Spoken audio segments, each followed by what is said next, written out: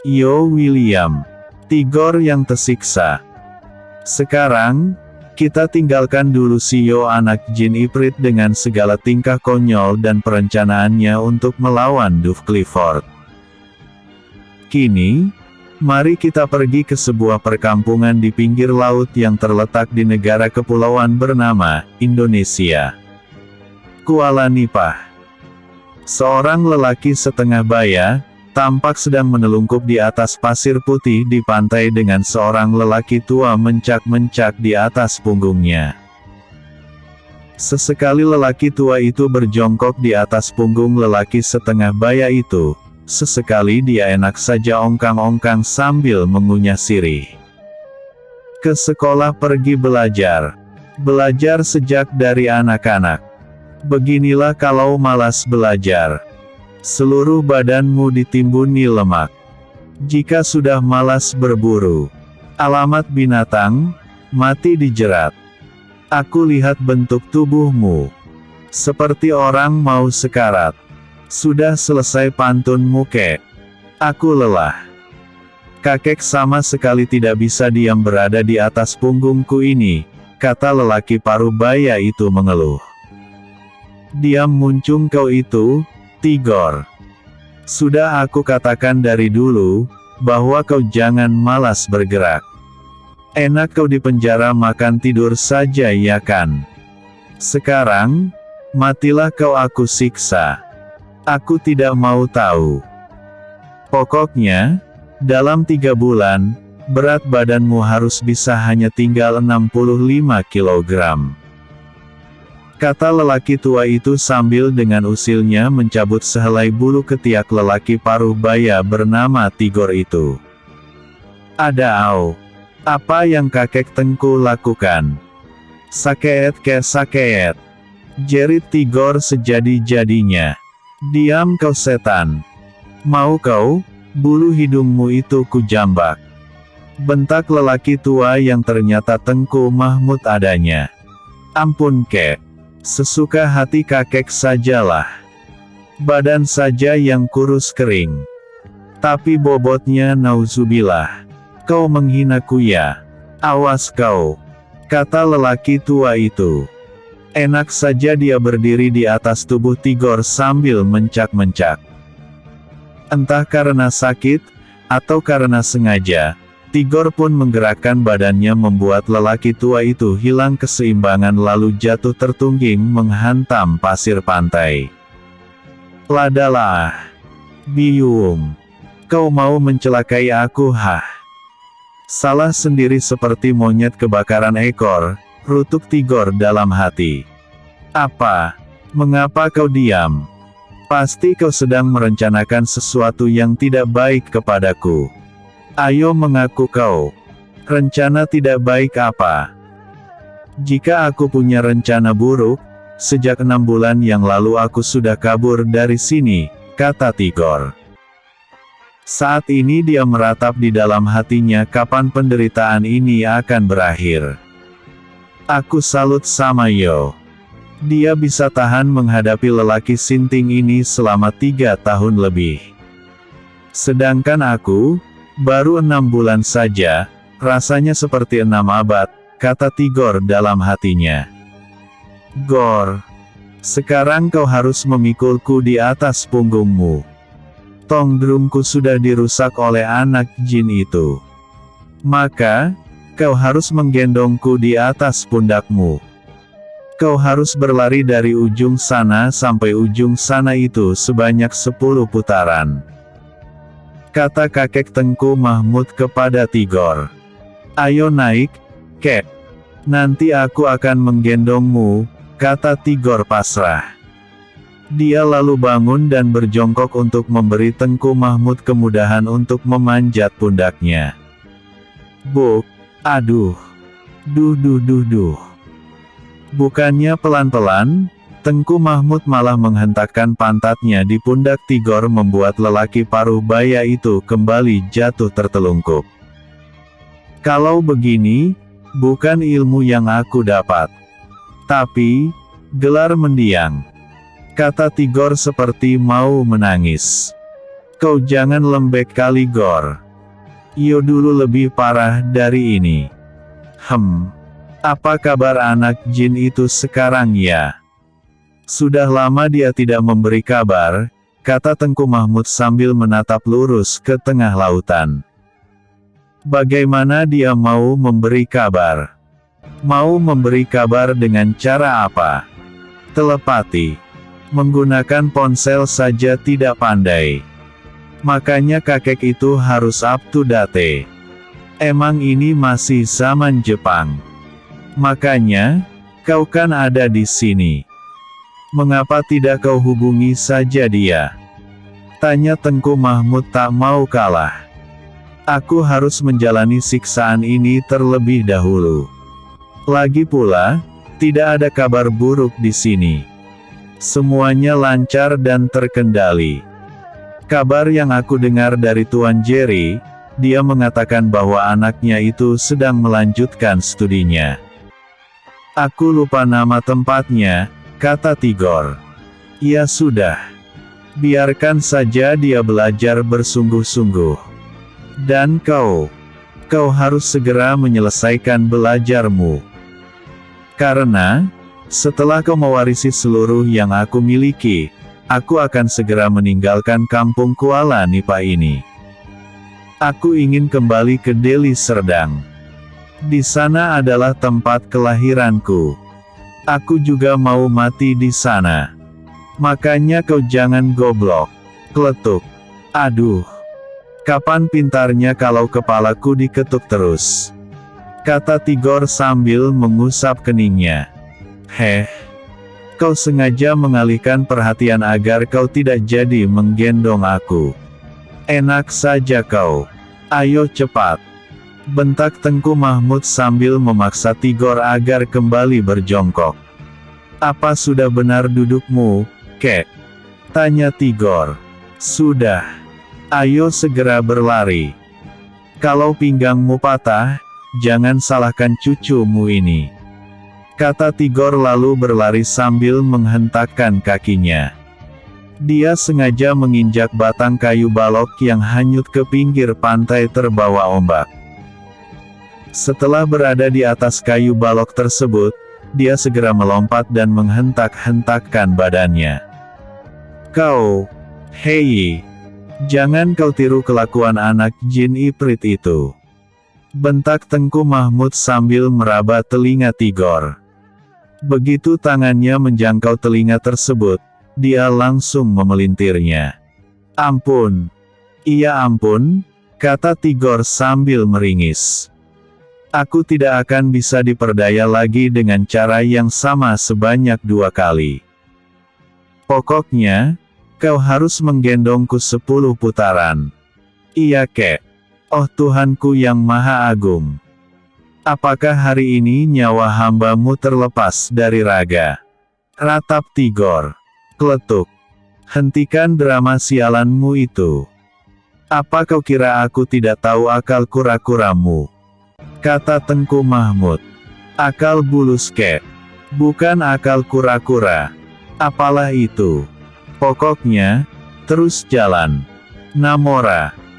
Tabahkan hatimu nak, kalau ayah mati di sini, kata Tigor sambil kembali melangkah. Seriuslah, Tigor. Kau harus bersungguh-sungguh belajar. Kalau dulu lawanmu hanya sebatas Birong, kedepannya lawanmu akan semakin sulit. Itulah makanya aku ingin segera meninggalkan kampung ini. Aku tidak mau terlibat dengan urusan kalian. Jika aku berada di kampung ini, maka aku pasti akan ikut campur. Kapan taubatnya aku jika terus-menerus terlibat dalam urusan duniawi? Aku ingin memutihkan diriku. Dosaku banyak, namun pahalaku sedikit. Di dunia aku memang hebat, tapi kelak di akhirat, aku tidak akan mampu menahan siksa atas dosa-dosaku. Makanya sebelum aku mati, aku mau bertaubat, kata Tengku Mahmud. Untung umurmu panjang, kek. Jika pendek, maka kau tidak sempat bertaubat. Neraka kek, neraka. Kata Tigor sengaja mengerjai lelaki tua itu. Entahlah, cucuku. Kau juga. Jangan mentang-mentang masih muda, maka kau lalai dan menganggap bahwa usiamu masih panjang. Usia bukan ukuran. Kurang muda apalagi usia anak-anak. Tapi banyak juga yang meninggal. Jika sempat, beramallah. Awalnya sedikit, awalnya terpaksa, namun kelamaan akan biasa. Lebih lama lagi, biasa akan menjadi cinta. Ketika perasaan cinta kepada Allah itu wujud di dalam hati, dunia ini akan terasa kecil bagimu. Aku hanya bisa berkata. Namun, walaupun tidak 100%, setidaknya 50%. Segala sesuatunya dimulai dari nol. Jika tidak memulai, maka sampai mati akan begitu terus. Sudah selesai ceramahnya kek. Kalau sudah, ayo kita pulang. Aku lelah. Kata Tigor dengan nafas Senin Kamis. Ya sudah. Ayo kita pulang. Sudah mau masuk waktu asyar. Ajak Tengku Mahmud. Dengan sambil menggendong lelaki tua itu, Tigor pun kini melangkah menuju sebuah gubuk panggung berdinding anyaman bambu dan berlantaikan belahan batang nibung. Alhamdulillah. Akhirnya terbebas juga aku dari siksaan ini. Besok entah apa lagi musibah yang menantiku, kata Tigor dalam hati. Bersambung. Episode sebelumnya. Mentraktir Aureli. Episode berikutnya. Rencana mengirim Namora. Rencana mengirim Namora. Kring. Keriting. Suara telepon membuyarkan konsentrasi Tigor yang saat ini sedang duduk bersila di dalam air berisi es batu dengan mata terpejam. Begitu melihat nama pemanggil, dia segera menjawab panggilan itu. Halo Cok. Halo Bang. Bagaimana latihanmu? Apakah kau baik-baik saja? Setengah mati, Cok. Oh ya. Ada apa kau meneleponku? Begini Bang. Aku dan Sugeng juga ada Ameng baru saja kembali dari Tasik Putri. Berita yang akan aku sampaikan kepadamu ini adalah tentang pusat hiburan dunia gemerlap malam. Juga ada Hotel Sampurna yang sudah kembali beroperasi sejak beberapa hari yang lalu. Mereka juga tampak membuka pusat perjudian online dan juga menyediakan wanita ayam, kata Ucok melaporkan. Apakah Marven telah bebas dari penjara? Tanya Tigor. Belum Bang.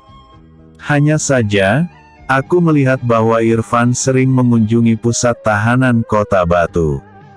Lalu, mengapa Irfan berani membuka kembali pusat hiburan itu? Dari mana mereka mendapatkan modal?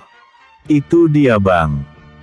Dua orang asing yang kami ketahui bernama Douglas dan Bruno lah yang menyuntikkan dana segar ke dalam perusahaan milik mendiang Martin itu. Kami juga telah menyebarkan anak buah kita di segala tempat. Dan hasilnya, mereka mendapat tahu bahwa Douglas dan Bruno ini adalah anak buah dari keluarga Miller dari Hong Kong. Abang pasti tahulah keluarga Miller ini seperti apa, kata Ucok menjelaskan. Iya, aku sudah dapat menangkap inti dari laporanmu ini. Terus awasi mereka Cok. Aku harus melaporkan semua ini kepada ketua kita, kata Tigor. Baik Bang. Tapi, apakah harus kita melaporkan kepada ketua? Bukankah dia saat ini sedang kuliah? Aku takut nanti dia tidak fokus terhadap kuliahnya dan malah lari dari kampus untuk datang ke sini. Abang tahu sendirilah isi kepala ketua kita itu. Banyak wayarnya yang sudah putus, kata Ucok. Hahaha. Kurang ajar kau Cok. Masa iya otak ketua kau samakan dengan barang elektronik? Pakai korslet segala. Sudahlah bang. Nanti dia keselak pulak di sana. Kasihan. Yang aku khawatirkan, dia saat ini sedang makan kedondong. Ketika orangnya jadi bahan gosip, kemungkinan keselak itu sangat besar. Abang tahulah kalau keselak biji kedondong itu rasanya tidak enak. Celaka kau Cok.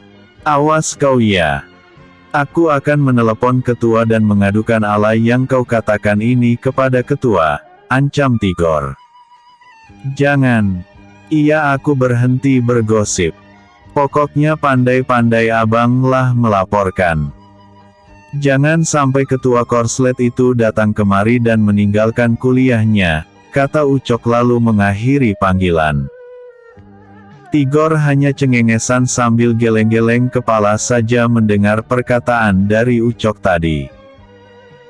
Sebenarnya, dia dan semua sahabatnya juga memiliki penilaian yang sama terhadap Yo William ini.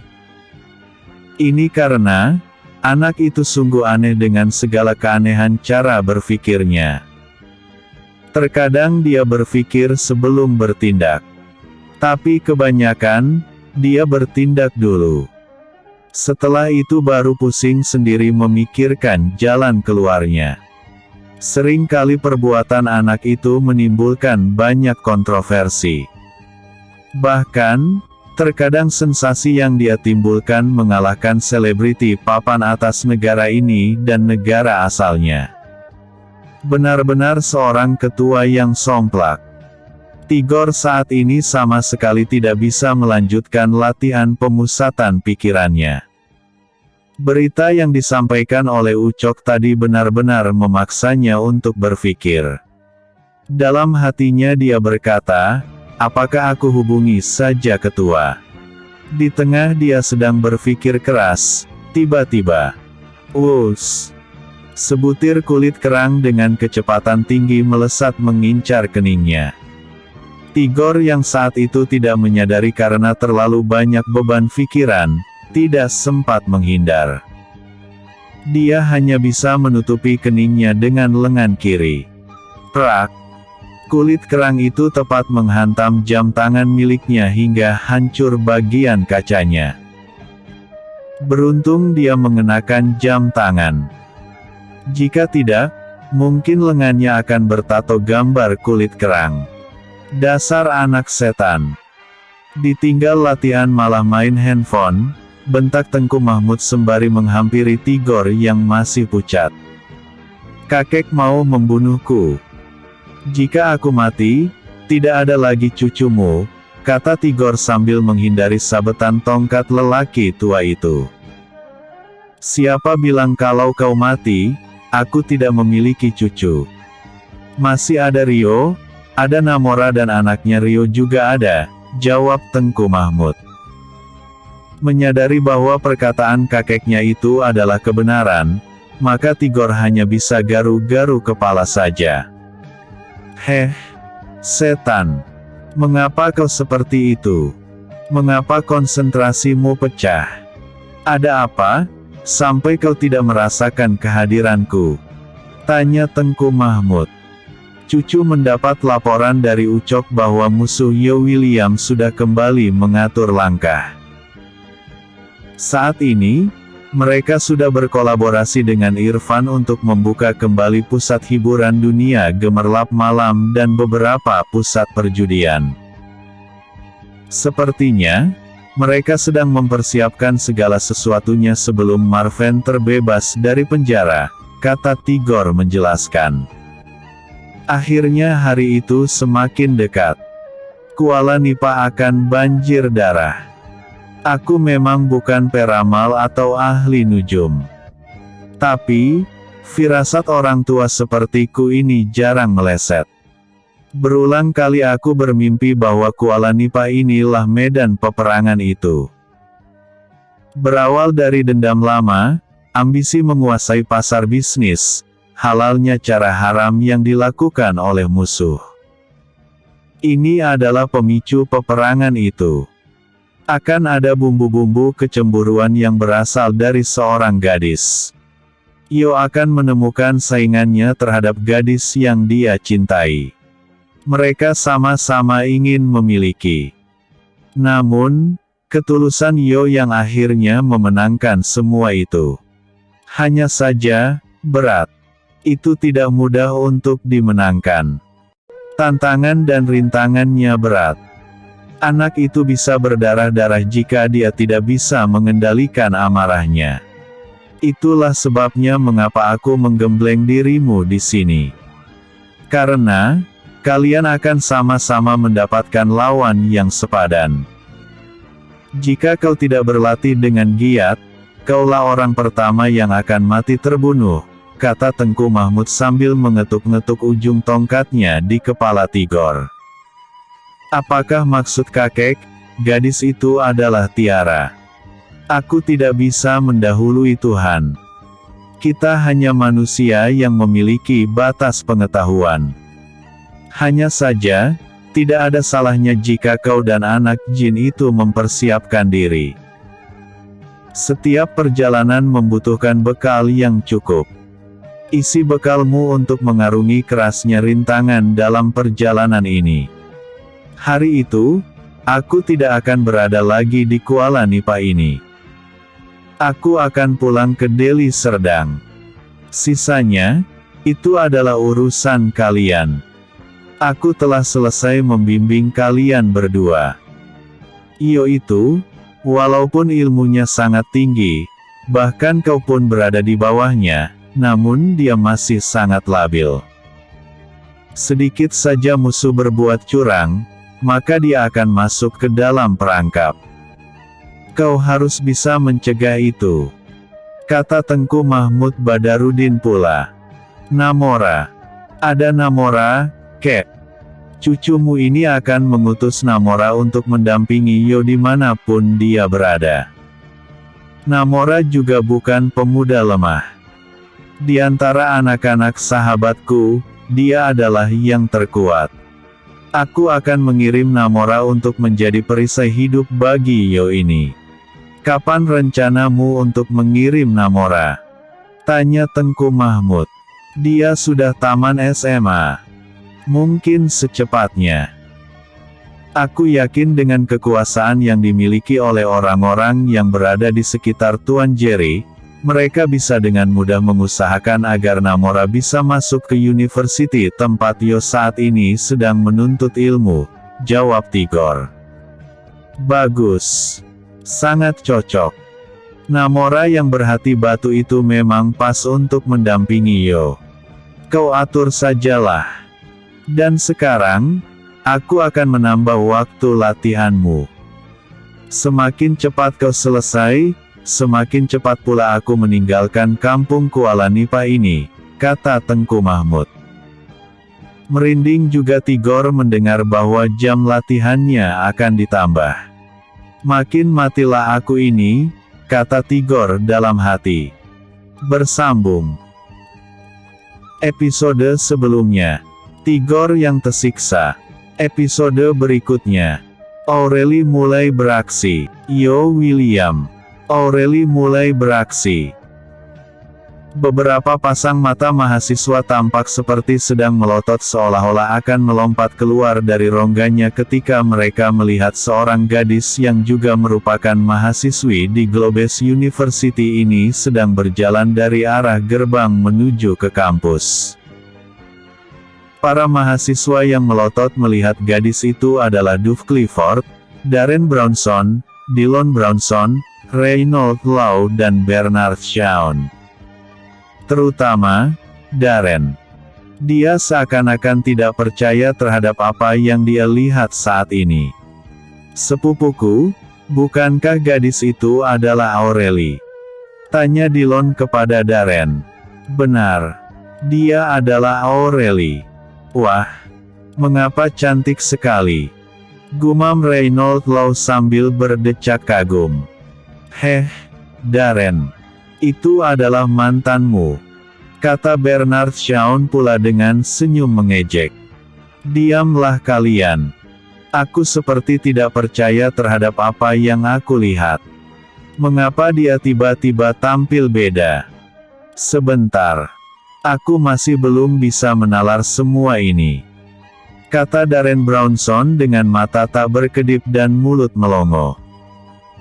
Saat ini, wanita cantik yang tadinya patah hati dan nyaris bunuh diri itu menatap ke arah Darren sambil memamerkan senyuman manisnya yang membuat Darren tergagap dan nyaris menumpahkan minumannya. Tanpa sadar, Darren segera berdiri dari kursinya kemudian melangkah dengan niat untuk menyapa gadis itu. Namun sialnya, gadis itu malah menyapa Reynold Law membuat Darren mendadak emosi. Hai Ray. Apakah aku bisa meminta bantuan kepadamu? Tanya Aurelie sedikit malu-malu. Boleh.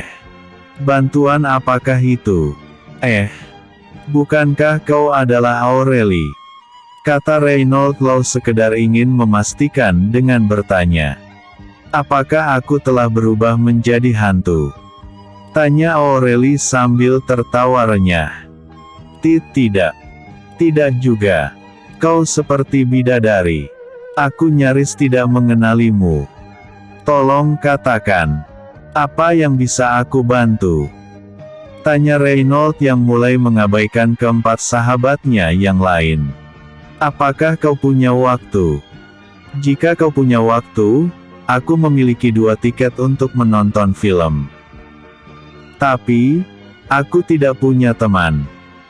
Sedangkan Naomi dan Ruby, mereka sudah ada Yo dan Silas. Tai juga bersama Melissa, kata Aurelie sambil menunjukkan dia tiket untuk menonton film. Reynold segera melihat tiket tersebut dan berkata, ini tiket di kursi paling belakang. Tentu kau tidak akan nyaman. Bagaimana jika aku meminta kepada kakakku untuk memberikan 2 tiket di bangku paling depan? Apa kau suka? Tanya Reynold sambil mengusap-usap kedua telapak tangannya. Itu ide yang bagus. Terima kasih Ray. Kalau begitu, aku ke kelas dulu.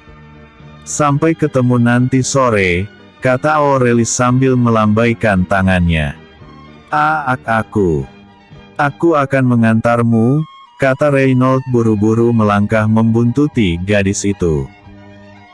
Mereka berdua lalu berjalan beriringan dengan diikuti oleh tatapan berapi-api dari Darren.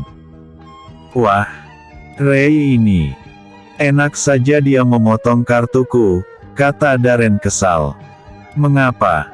Kau menyesal karena telah menyia-nyiakan dirinya?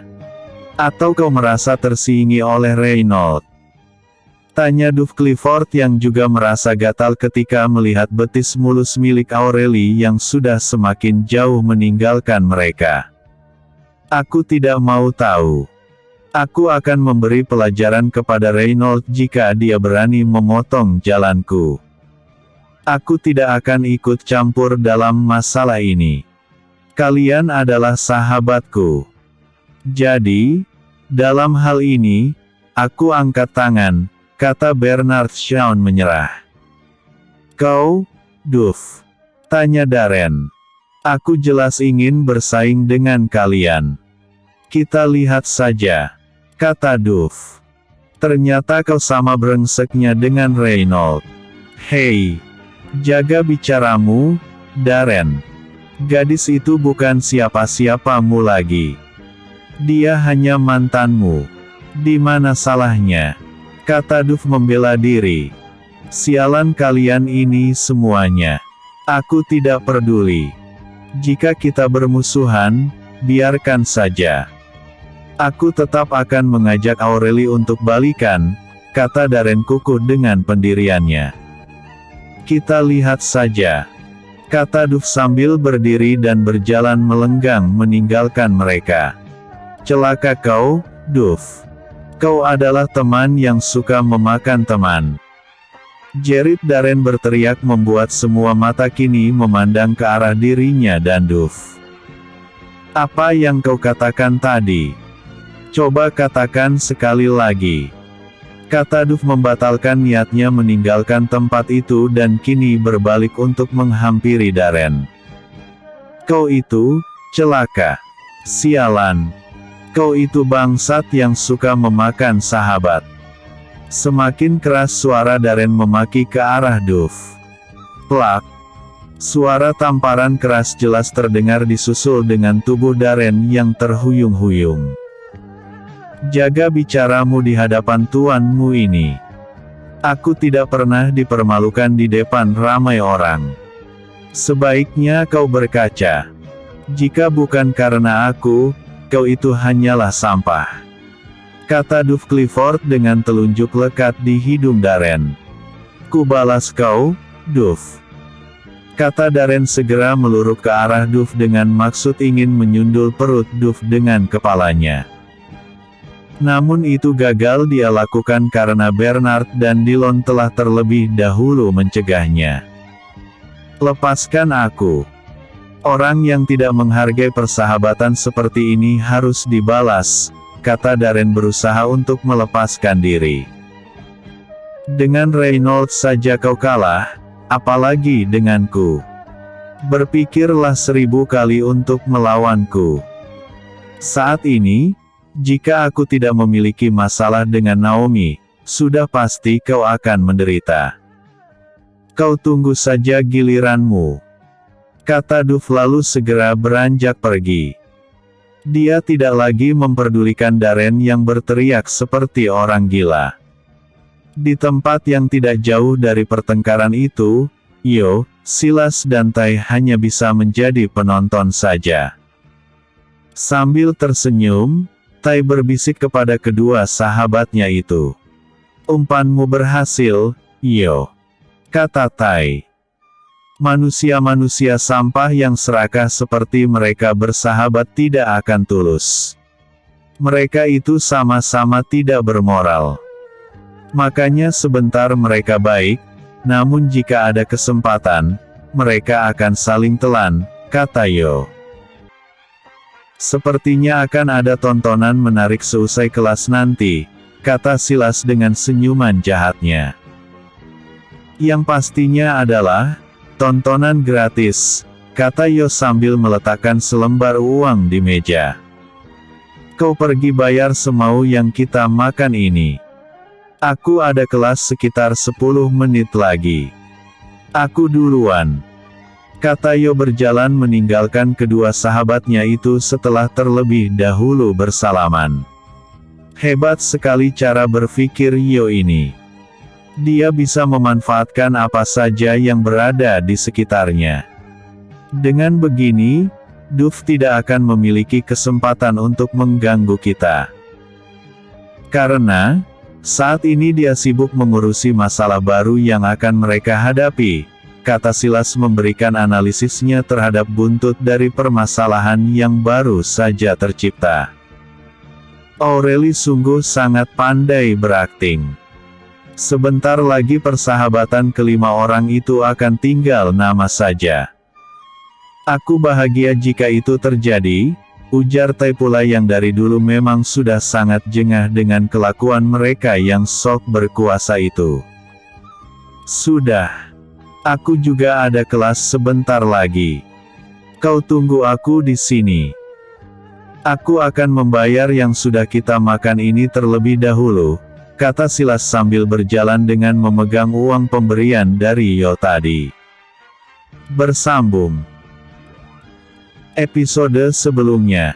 Rencana mengirim Namora. Episode berikutnya. Darren yang patah arang. Yo William. Darren yang patah arang. Ray, aku ingin bicara denganmu. Bentak Darren yang sejak tadi memang menunggu Reynolds melewati tempatnya duduk. Oh, ada apa, Darren? Kau tampak sangat kusut sekali. Tanya Reynolds yang memang tidak mengetahui antara Darren dan Duff Clifford telah terjadi perkelahian. Aku hanya memberimu peringatan. Tolong jauhi Aureli. Karena dia itu adalah pacarku. Aku masih ingin memperbaiki hubungan kami.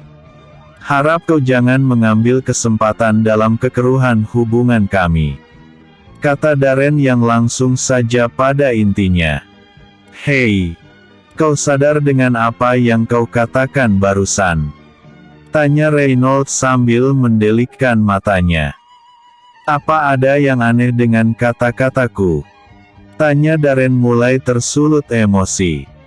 Kau ini bagaimana, Darren? Kemarin kau yang menghina gadis itu. Katamu dia tidak pantaslah untukmu. Dia miskinlah, dia jeleklah, dia dekil dan bla bla bla. Sekarang, apakah kau akan menjilat ludahmu sendiri? Tanya Reynolds yang tidak kalah sinisnya. Aku tidak ingin membahas itu denganmu. Hanya akan membuang-buang waktu saja. Yang aku inginkan, kau mengalah demi sahabat. Aku masih ingin memperbaiki hubungan kami, kata Darren mencoba membujuk. Darren, kau itu laki-laki. Aku juga laki-laki. Saat ini Aureli tidak ada yang punya. Kau telah mengakhiri hubungan kalian. Bukan hanya aku yang mendengar dan melihat. Ketika itu ada Duff, Dillon, Bernard dan aku. Jadi, tidak ada yang bisa disalahkan dalam hal ini. Jika kau ingin, merangkaklah kembali dari nol dan mari kita bersaing secara jantan. Merah padam wajah Darren menahan emosi. Dalam hatinya dia berkata, beginikah yang dinamakan sahabat? Sedikit pun tidak mau mengalah ketika melihat kening licin. Padahal dulu, tidak satu pun yang memperdulikan kehadiran Aureli ini. Begini caramu bersahabat, Ray. Apa maksudmu, Darren? Please jangan tunjukkan tampang memelas seperti itu di hadapanku.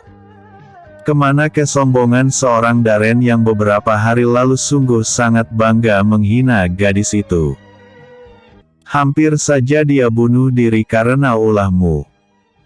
Sekarang, kau mengemis di depanku seolah-olah yang empunya diri adalah aku.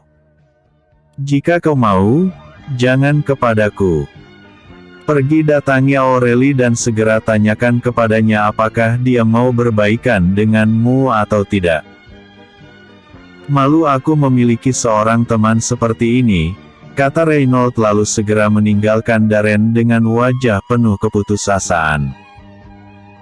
Dengan langkah gontai dan serba acak-acakan, Darren akhirnya berjalan menuju lift untuk naik ke lantai 3 tempat Aureli sedang menjalani pelajaran di kelasnya. Dia menduga, pasti kelas Aureli sudah berakhir. Dengan menetapkan hatinya, dia pun melangkah terburu-buru keluar dari lift tersebut. Dan alangkah terkejutnya Darren begitu melihat kini Duff sedang berdiri sambil bercanda ria dengan Aureli. Rel, apakah kau jadi pergi menonton dengan sahabatku, Ray itu? Tanya Duff yang sama sekali mengabaikan keberadaan Darren. Duff sebenarnya tahu saat ini Darren sedang menguping. Namun, dia semakin menjadi-jadi candanya dengan maksud membuat Darren panas hati. Kan aku sudah berjanji dengan Reynolds bahwa kami akan pergi menonton film baru sore ini. Aku mana bisa membatalkan begitu saja, Kak, kata Aureli menjawab pertanyaan Duff Clifford tadi. Aku terlambat. Padahal, aku ingin mengajakmu jalan-jalan sore ini. Aku tahu kalau kau tidak pernah duduk di kursi penumpang di dalam mobil Lamborghini Gallardo milikku kan? Tanya Duff. Benar Kak? Wah, aku sangat ingin sekali masuk ke dalam mobil sport Lamborghini itu. Tapi Kak, tapi apa? Tanya Duff dengan mimik wajah sedikit lebih serius. Aku takut dengan Kak Naomi. Nanti, dia akan mengira bahwa aku merebut tunangannya, kata Aureli pula berlagak tidak tahu apa yang telah terjadi di antara mereka. Geram sungguh hati Duf ketika nama Naomi disebut oleh Aureli. Naomi itu, dia itu sama seperti karet. Menempel di sana, nempel di sini. Sebentar dengan Yo, sebentar dengan Silas, lalu dengan aku. Aku takut dengan jenis wanita seperti itu, kata Duf bergidik. Iya Kak. Tapi tetap saja aku takut. Sebenarnya, apakah hubungan kakak dan Naomi itu masih berlanjut atau tidak? Tanya Aureli. Tidak. Aku tidak ingin dengan wanita murahan seperti itu. Lihat saja beberapa hari ini. Ayahku pasti akan membuat urusan dengan ayahnya Naomi itu. Biar dia tahu rasa bagaimana rasanya bangkrut dan menjadi pengemis di kaki lima, kata Duf dengan geram. Oke. Sekarang aku tahu rencanamu, kata Aureli dalam hati. Memangnya, apa yang akan ayah kakak lakukan terhadap keluarga Naomi? Tanya Aureli berusaha memancing untuk mengetahui semua yang akan dilakukan oleh Tuan Clifford terhadap keluarga Johnson. Antara aku dan Naomi memang bertunangan. Karena, ketika ayahnya mengajukan pinjaman keuangan kepada ayahku untuk merintis usaha baru, mereka telah melakukan kesepakatan bahwa mereka akan menjadi besan. Aku dan Naomi ditunangkan. Dan, apabila salah satu dari kami berkhianat, maka ayahku berhak menuntut hutang tersebut walaupun belum jatuh tempo. Jika dia gagal melunasi hutang tersebut, maka Globes University ini akan diambil alih. Setelah itu, terserah ayahku apakah mau merobohkan Globes University ini dan dijadikan hotel serta pusat hiburan, atau membiarkan saja seperti ini, kata Duf menjelaskan. Wah, celaka. Berarti ayahnya Naomi sudah dijebak. Siapa yang bisa menolong keluarga Naomi untuk melunasi hutang tersebut? Kak Yo tidak mungkin bisa membantu. Kemungkinan sapi miliknya akan habis dijual untuk membantu keluarga Naomi, kata Aureli dalam hati. Rel, ayo kita turun. Kakak akan mentraktirmu sesuatu, ajak Duf sambil menggandeng tangan gadis itu. Rel, aku ingin bicara denganmu. Belum lagi mereka jauh berjalan, tiba-tiba satu suara dari samping menghentikan langkah mereka. Aureli dan Duf berpaling ke arah datangnya suara tadi, dan di situ dia melihat bahwa Darren telah berdiri dengan tatapan sayu seolah-olah sedang berharap agar Aureli bisa kembali lagi dengannya.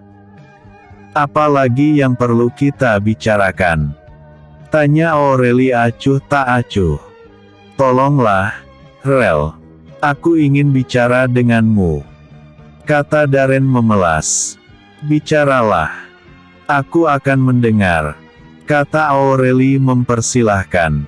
Aku ingin bicara empat mata denganmu. Tolonglah. Kata Darren memohon. Lagaknya kini bagaikan seorang pengemis saja. Tidak mau. Jika ingin bicara, bicara saja di sini. Jika tidak, aku akan pergi. Sudahlah Rel. Jangan digubris. Ayo kita turun. Ajak Duf lalu menarik tangan Aureli agar meninggalkan tempat mereka berdiri itu. Rel. Bangsat kau Duf. Kau dan Ray sama saja. Sialan kalian berdua. Kata Darren berteriak. Bicara apa kau Apakah kau bosan hidup? Tanya Duf. Ya. Memang aku sudah bosan. Tapi, kebosananku ini adalah karena kau.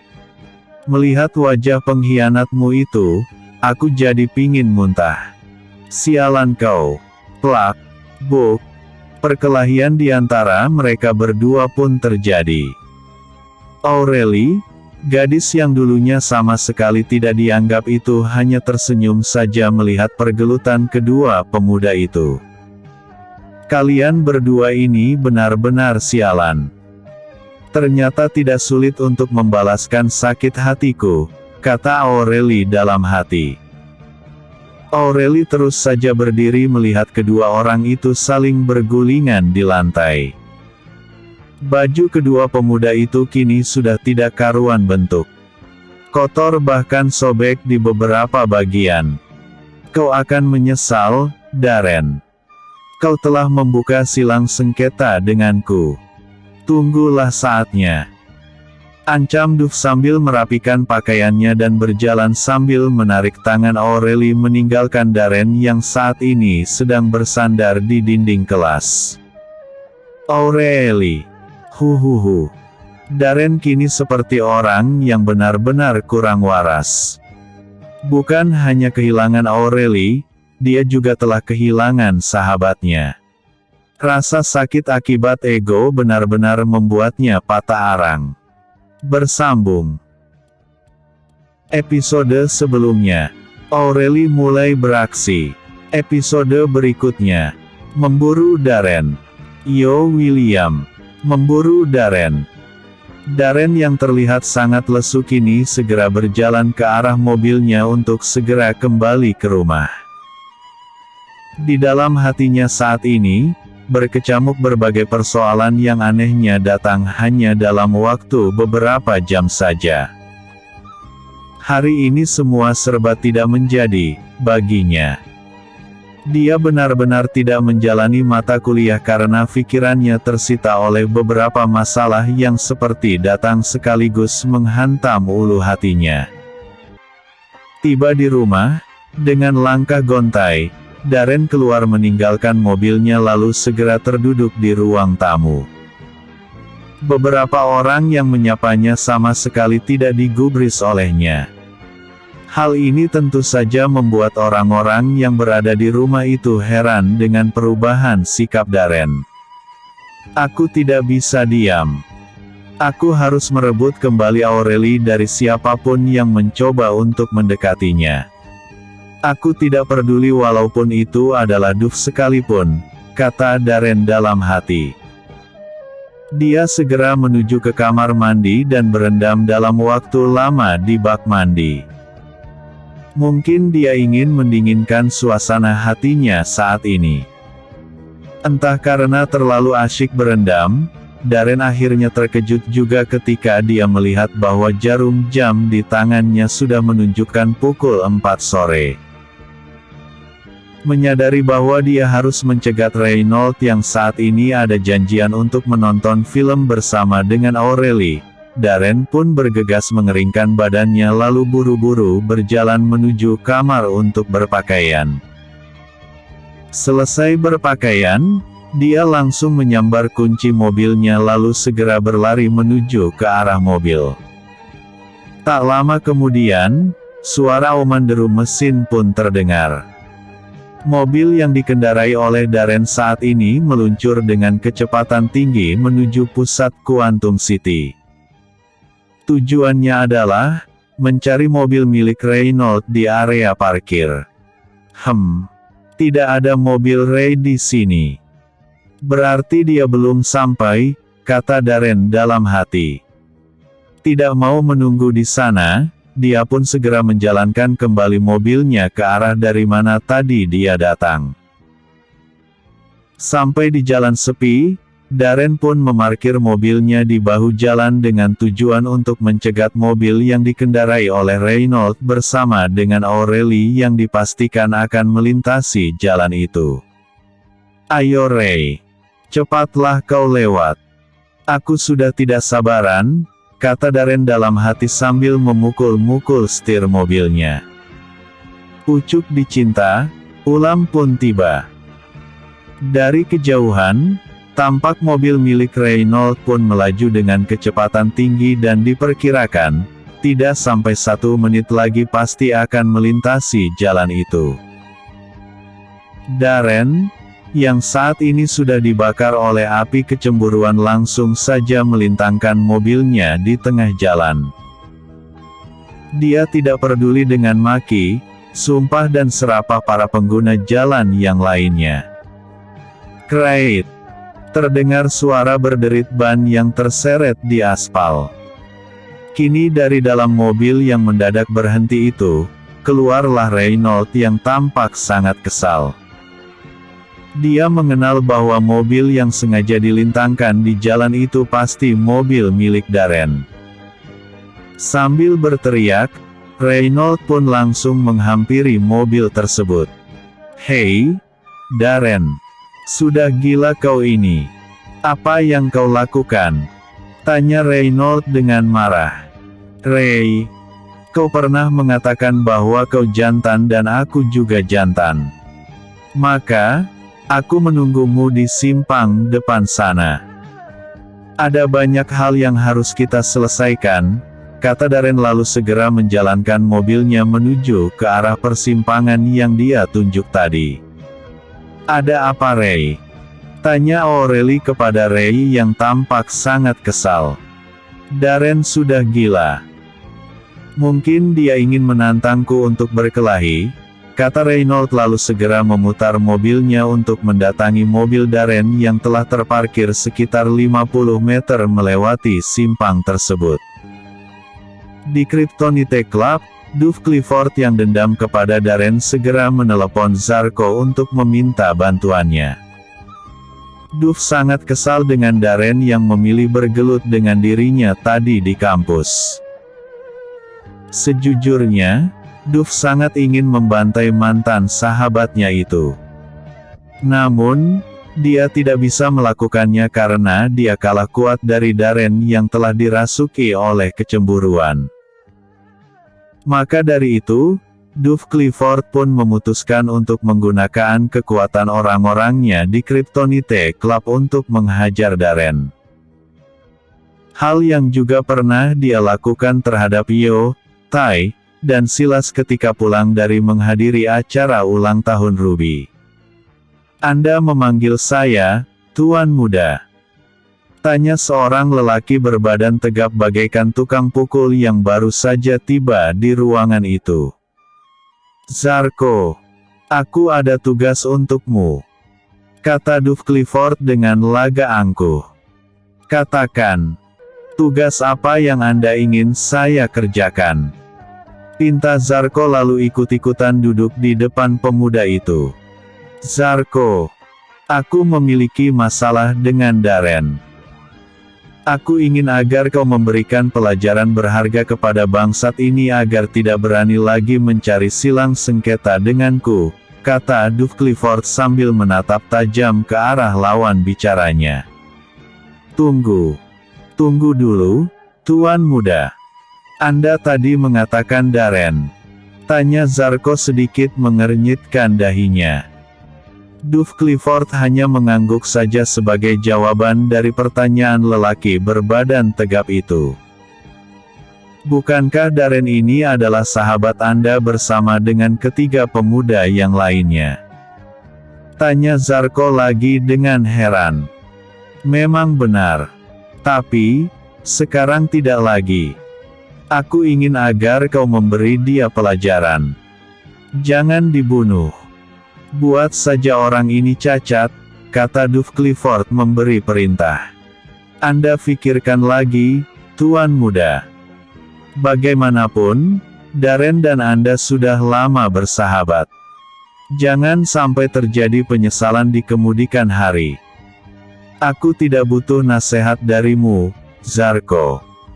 Yang aku inginkan adalah, kau lakukan saja apa yang aku perintahkan," bentak Duff Clifford yang sudah mulai kesal. Mendengar ini, Zarko pun tidak lagi berkata-kata. Dia segera keluar dari ruangan itu untuk mengumpulkan orang-orangnya. "Ruben, kumpulan beberapa orang-orang kita. Saat ini kita ada tugas dari Tuan Muda," kata Zarko kepada salah satu bawahannya yang berpenampilan seperti tukang jagal. "Mau kemana kita, bos?" tanya Ruben.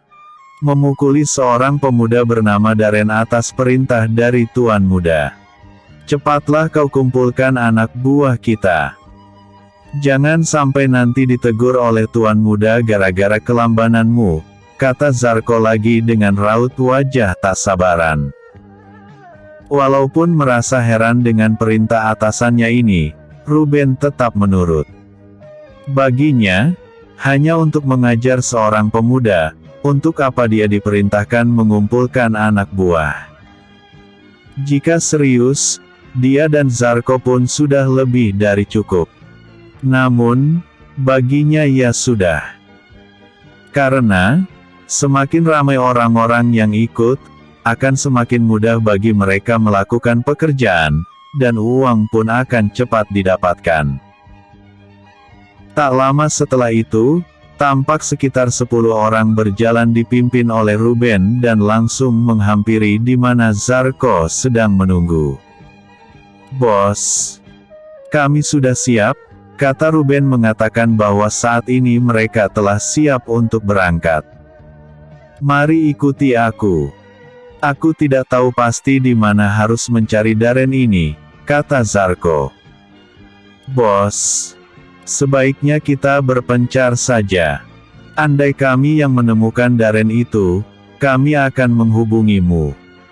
Begitu sebaliknya," kata Ruben memberikan pendapat. "Baiklah. Begitu juga boleh. Ayo kita berangkat sekarang," ajak Zarko.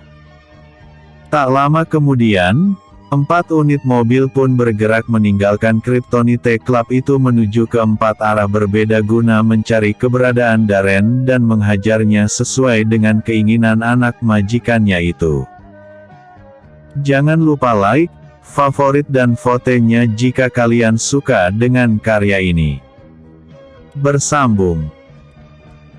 Episode sebelumnya, Darren yang patah arang. Episode berikutnya, ternyata ibuku adalah nenek dari anakku.